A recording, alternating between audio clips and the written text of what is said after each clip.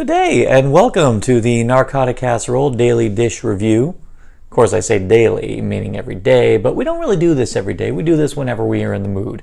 And we're definitely in the mood today because we are going to tackle Guardians of the Galaxy Volume 2. This is a sequel that we have pretty much been waiting on by the time the Jackson 5's I Want You Back started playing. We were ravenous for this. We were dying for this. The question is, does it measure up to the original? Well, let's take a step back from that sentiment and really kind of think about the implications that we're talking about here. First Guardians of the Galaxy came out, it was something of an oddity. No one knew what the hell this was. When it was announced, you had a bunch of even Marvel fans going, what? And they even look back at the history going, that doesn't make sense. In fact, there was even an artist rendering of the current iteration with Star-Lord, Gamora, Groot, Drax, Rocket, and people were confused. They were like, there's a raccoon? There's a tree? What's going on here? Is there an Entmoot in this thing? But they just said, it's Marvel. They're doing interesting things. Let's just give them the benefit of the doubt and let's just see where it goes from there. Well, the project pretty much kind of hid in the background. Meanwhile, everyone was all focused on Captain America. They were focused on Thor.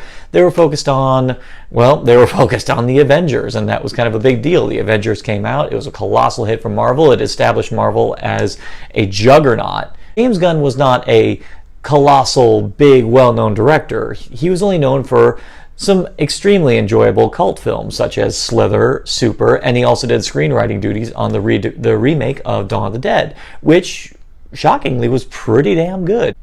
No one really was giving this the time of day. It wasn't until the teaser trailer came out. The humor of that trailer was quirky, it was unusual, and interestingly enough, the trailer itself actually played with the notion that the audiences didn't know who the hell these people were. It even took the time to introduce the characters to the audience. People came to see this movie more out of a curiosity because the eccentricity was there and it was definitely unlike anything we've ever seen. We have a raccoon with an automatic weapon going crazy on it like a Republican on speed. And it opened to rave reviews. Audiences went nuts. This was something absolutely new, and it's funny because in the narrative structure it was very much a simple good versus evil. I wasn't around when the first Star Wars came in theaters, but watching Guardians of the Galaxy, I genuinely felt like the emotions that I felt watching it, I felt like this is probably how people felt when they first saw Star Wars back in '77. It became a phenomenon. It was everywhere. Even in the midst of other great properties that Marvel came out with, Civil War, Doctor Strange, Ant-Man. So it's with all that in mind. It's long-winded, but it's with all that in mind, was Guardians 2 really going to match up? If you want proof, kind of take a look at Avengers Age of Ultron. It's not a bad film. It's not a bad film by any stretch of the imagination. If you really sit down and think about it, it's not a bad film. It's just that the first Avengers was such a momentous film. They were going to have to do so much to try and make it better. And you know what? They still made a good movie. It just won't have the impact because we're familiar with it. Now I'm saying all of this because Guardians of the Galaxy 2, the strengths of this film have nothing to do with their drive to try and break new ground. I would say it's more evident as the story progresses that James Gunn was much more interested in other things. He wasn't interested in breaking new ground. He wanted to explore the characters. And if there's any dominant strength with Guardians of the Galaxy with Guardians of the Galaxy Volume 2, that makes it great, it's the character work. The character work on Guardians of the Galaxy Volume 2 needs to be praised. It needs to be extolled. Absolutely, because I felt more emotions on this one than I did with the first one. I felt much more for every single character. Now, the first movie, I was into the characters just because as an introduction to them, they did a great job. So I was into them. They made the characters appealing and they made me want to follow them.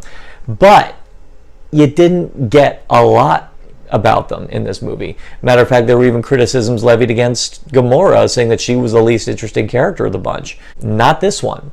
Guardians of the Galaxy Volume 2 everybody gets their time to shine. Even characters who were basically sub-characters or ancillary or just there for the sake of the plot progression, they get so much more, and it's amazing for it. I mean, of course, the two prime examples is Karen Gillan as Nebula. We find out so much more about her, and because we find out more about her, we actually get a nice juicy taste of the level of horrible things that Thanos is capable of. By the way, granted, by this point a lot of you may have seen it already. I don't care if you are seeing this out of curiosity. By my own opinion, I would say spoiler warning. And in the case of Nebula, there is a heart-to-heart between Gamora and Nebula, where she tells that Nebula was being tortured every time by Thanos. Nebula was suffering for every single one of her defeats. Thanos, all of her cybernetic implants were not her choice. They were all Thanos. And it's heartbreaking, and it's a brilliant scene. And this movie focuses on that. And this is where all the strengths are. Frankly, it's just this one thing that makes this an exceptional sequel. I'm not even going to play the superiority game, but this is an exceptional sequel because of stuff like this. But the real one from the previous film, who gets so much more and who becomes the emotional heart of this film, and I love this actor to death ever since Mallrats, it's Yondu. It's Michael Rooker. I could not believe it. I mean, this is a character who was a lot of fun in the previous film, who everyone very jokingly dubbed Space Merle, because people were having a hard time differentiating, Michael Rooker in Guardians 1 with his character in The Walking Dead. And you never would have imagined from the first film going into this one that this character had so much depth and so much emotional heart, and you didn't think about it. And it all leads to the central theme of this movie. The central theme of this movie is family. And in order, I think, for you to have the full extent of your enjoyment of this film, don't compare it to the original. And try your best not to listen to the hype machine. I know it's hard. I was totally built up for this film too. I was built up on the merit of the previous film because until Ant-Man came out, I went nuts for Guardians. I was almost going to make a Groot costume.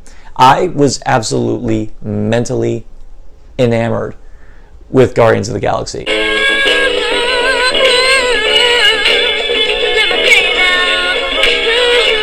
He's kind of like, I will part the Red Seas and let my people go.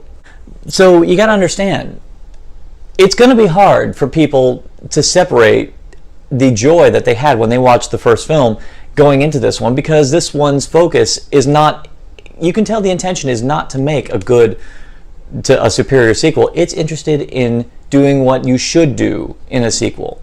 Even in the good sequels, even in the ones that aren't superior, good sequels build. Every bad sequel you'll ever see, such as maybe Analyze That, American Pie 2, these sequels are terrible because they destroy all the character development that was achieved from the previous film. And actually Ted 2 is another example. You do not destroy character development because it makes everything that happened in the previous film useless and in many cases unwatchable. I can't go back to Analyze This because Analyze That destroyed all that good character development that they did. Guardians of the Galaxy Volume 2, it does such a great job building on everything that was set up. In any first installment of any franchise, the first film should always be the foundation, and everything that comes afterwards is the stuff that's going to get built up. As previously stated, the central theme of this movie is family. Now, how does this pertain to the Guardians? Well, when we see them in the beginning of this film, yeah, they're a unit. They're very capable, and they do good work. But as you can kind of get the vibe of seeing, they're still not harmonious yet as a unit. And a lot of that is because these characters still have a lot of emotional baggage. And this film aids in kind of getting rid of all that baggage. You have Star-Lord and basically the big mystery surrounding his father. You have Gamora and basically reconciling her entire history with her sister. You even have Rocket, who I was surprised at how much focus he got as far as his development. I didn't even think about this before, but because there's a reason for his antagonistic behavior, and one of the best things about him in this movie is that he's teamed up with Yondu for a good amount of it, and through, and almost on a symbiotic level, the two of them actually are able to bond. And you actually realize Rocket does all this, lashes out, because he is terrified about connecting with people, because, well, prior to meeting Quill and the rest of them, he was basically experimented on, tormented. The only person he ever clicked with is a tree that only says, "I am Groot." And Groot, by his nature, is a very simple creature. He's easy to empathize with, and he himself is a very outgoing, genuine, warm-hearted person. I'm going to say person. I don't care if he's a tree. You know what? We call Treebeard, we call him a person because he is an identity. He has an identity, he has a personality, so therefore, he is a person. I think the only character I'd say in this movie that really doesn't have, he has a great amount of, he has some great material, and you do find out more about him, I'd say would be Drax. And that's not a bad thing. Actually, you do still find out a lot. You actually find out when Drax met his wife and how he fell so madly in love with her. And actually, you kind of see this wonderful bond that forms between him and Mantis, who I'm also going to add is a wonderful character addition.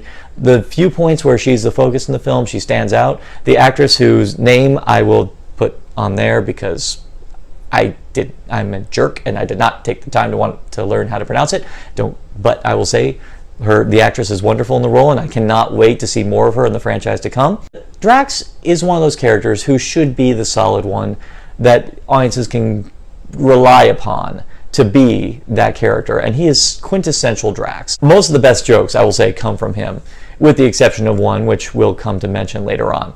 Now, it's been said in previous Marvel films that the villains tend to be somewhat lackluster.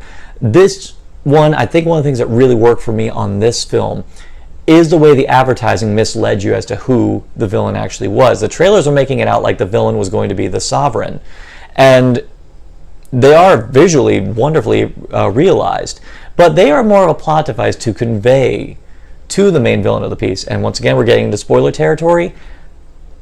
It's Peter's dad. It's Ego, the living planet.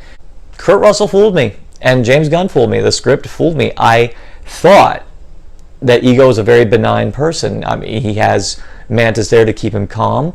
And even when you land on his planet, when you land on Ego, and you see this beautiful, just gorgeous tapestry, this organic tapestry that he has created of this planet. I mean, this is a paradise he's created, and it is awe-inspiring. The visuals of this planet, I would love to be on this planet because it is.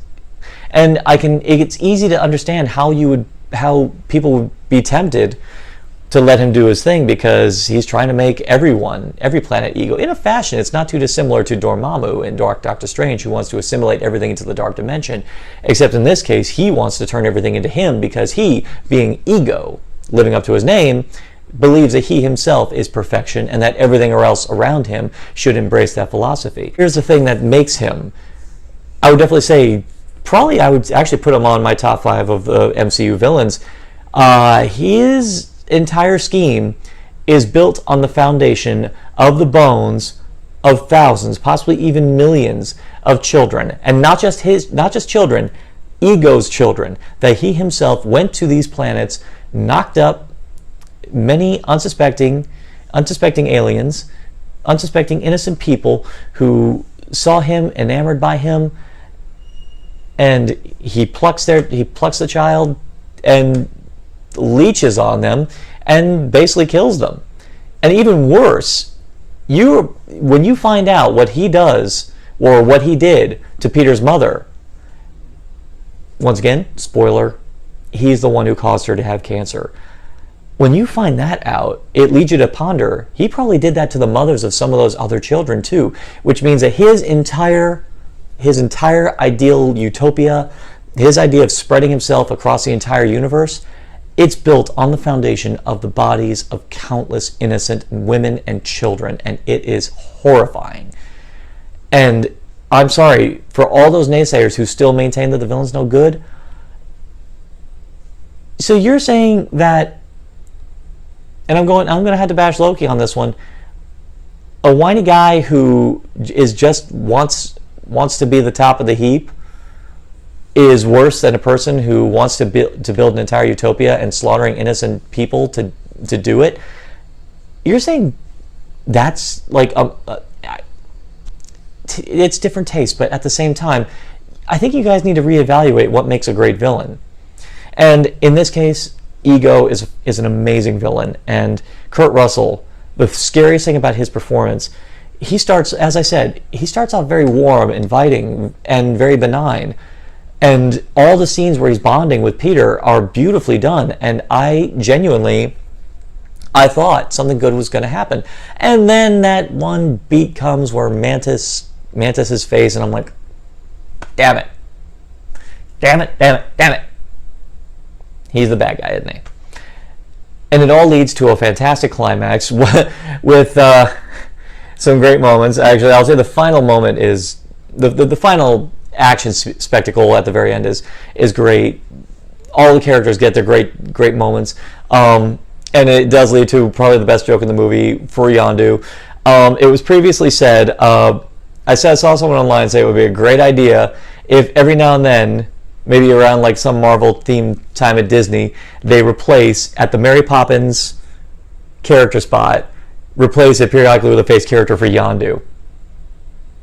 Because one of the best moments is Yondu going, "I'm Mary Poppins, y'all." Many things I've never expected to hear out of Michael Rooker's mouth, "I'm Mary Poppins, y'all," being said with absolute elation. I never thought that's like a side note on your bucket list, that you just see Michael Rooker declare with delight that he is Mary Poppins. I think that might even, if I don't do these other things, at least I'll say I've heard that. Is there any caveats with Guardians of the Galaxy Volume 2? If there is anything I could say about this one, it mainly comes from a little bit of knowledge. First off, in the first film, James Gunn was not the sole screenwriter on this one. It was actually, the early drafts were written by Nicole Perlman, who now is going to be one of the main screenwriters on Captain Marvel, and I cannot wait for that. But this time around, it's all James Gunn all the way, and you do kind of get a vibe that he did dabble a little bit much in excess. Not in the sense of what you would get in his own movies like Super or Slither. It wasn't. Now, for all the times when it's being funny, it's great. Admittedly, though, I think they overdid it on the Hasselhoff jokes a bit, just a bit. I mean, granted, we got a great cameo out of it, and I freaking love the Guardians Disco remix that they do at the end, in the closing credits, as a wonderful parody to the disco remix of Star Wars. But there were moments where it did kind of break certain emotional moments. I'd say two moments where I feel it got a little too much. There's an argument scene between Gamora and Star-Lord, and it's a legitimate scene. It's her concerns make perfect sense, and Quill's opposition to her stance makes perfect sense. So it's not that it diminishes the characters. The problem is the way he's arguing with her. He keeps making references to Cheers. He's making references to a particular trope in TV shows of the whole will they or won't they dynamic, and it kind of kills the mood of the scene. It's like, okay, are we trying to have some emotional connection to this? Because yeah, we would like to see if something comes of this, but at the same time, we don't want to rob the emotional content of this scene. But I'd say probably the worst sinner in this regard is, spoiler again, Yondu's funeral. Yeah, and once again, there's another reason why Yondu was the best character in the piece. His final resolution in the film is absolutely tragic. I mean, you can kind of see me, I'm getting kind of choked up about it because it was beautifully executed. And now I won't say the whole funeral, no, it was just the wake scene. Peter once again makes a Hasselhoff reference, and it kind of potentially kills it. And honestly, this is a very sad scene. We came to the realization how much we loved the character of Yondu, and then this funeral scene, and Peter's, instead of doing a proper eulogy, is making references again, and I'm like, that's kind of inappropriate, dude. I mean, granted, I want some humor at my funeral. I would never want someone to just make constant references. Fortunately, it's followed up by a gorgeous usage of Cat Stevens, father and son, with this amazing send-off from all of his colleagues, his Ravagers, with an excellent cameo from Sylvester Stallone as the person we now know as Starhawk, who is one of the original Guardians of the Galaxy. And those post-credit stinger. I'm gonna leave that to be. I'm gonna let you guys enjoy those because it's gonna be awesome. Overall, Guardians of the Galaxy Volume 2, to me, I felt the same joy watching this as I did the first movie. Don't approach it as a sequel to Guardians of the Galaxy. Approach it as the next chapter in the MCU. Just that. Just approach it as this is the next adventure from some characters we love in the MCU. Now the hot question people are going to ask, does this have any hints of what's going to come in Infinity War? No. What it does do, though, is build up certain elements for it. First off, with the introduction of Ego, we're getting a vibe of the power and the extent of Celestials. And then the other thing, we find out a little bit more about Thanos. Not just Thanos as the universe knows him, but as people who were close with him know him. So that's where I would definitely say it sets that up. But this is a very personal film, and it feels personal. And it's been said during the production of this film that James Gunn found this to be a very personal story. There were even reports that Chris Pratt, when he first read the script, actually cried. And you believe that. If you keep that in mind, this is an immensely personal story, and it's very passionately conveyed. You can tell James Gunn's enthusiasm for Guardians. You can tell the cast's enthusiasm for what they're doing. It has not waned. It is still there. And it's through that enthusiasm that you can still click with and you can still have a great time with.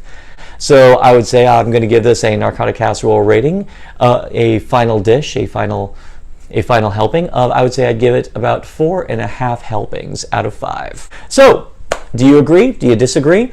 Is there any more you want to see from Narcotic Casserole? Just put it right down in the comments, right there. Other people will read it. I may read it. I'll read it. I promise. But if you want to see more from Narcotic Casserole, like, share, and subscribe. We're going to have a lot more programming coming up. We're going to have more close examinations. We're going to have more editions of a brand new edition of the Cinema Schlock Society. And we're going to have a new series called The Cinema Doctor coming right up. So I'm out, and hopefully I will see you in time to come.